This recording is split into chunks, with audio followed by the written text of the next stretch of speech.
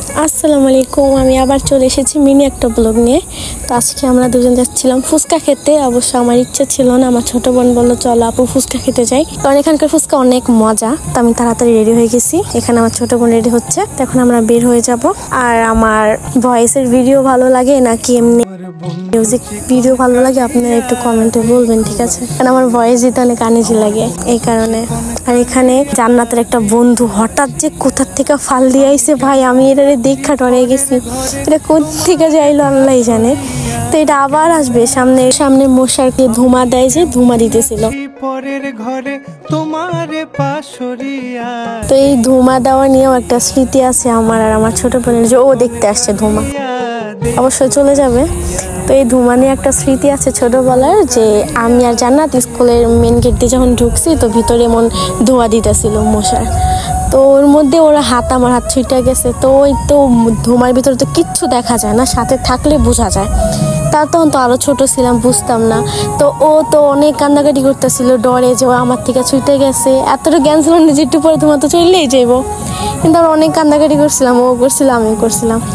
তো এটা দেখে ওর আবার মনে পড়ে গেছে, আমার বলতেছিল আপু মনে আছে ছোটবেলায় যে হারাই গেছিলাম ধুমার মধ্যে।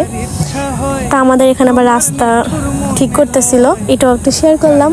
আর আমরা চলে আসছি ফুচকা খেতে। আর এখানে ফুচকা এত মজা, আমি যদি বলি মানে বুঝাইতে পারবো না যে এত মজা। আমি বোম্বাই মরিচ দিয়ে নিয়েছিলাম, তো আবার হালকা ঝাল নিয়েছিল। ও চটপটি নিছে, আমি ফুচকা নিছি।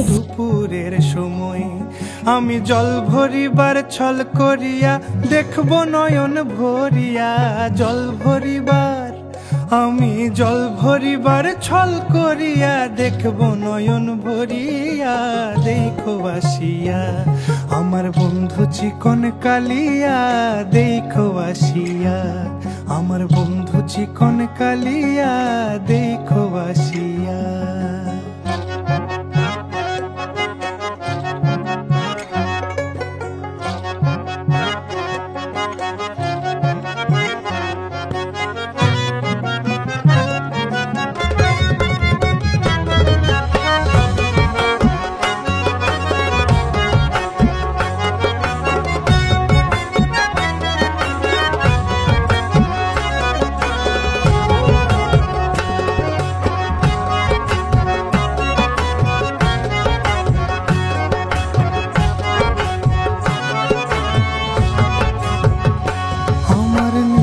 মনোহর যদি পাই তোমার লাগর, খুলিয়া কইতাম তোমারে। এখন আমাদেরটা বানিয়ে দিবে। আরে আমার নিঠুর মনোহর যদি পাই তোমার লাগর, খুলিয়া কইতাম তোমারে পরাণের খবর।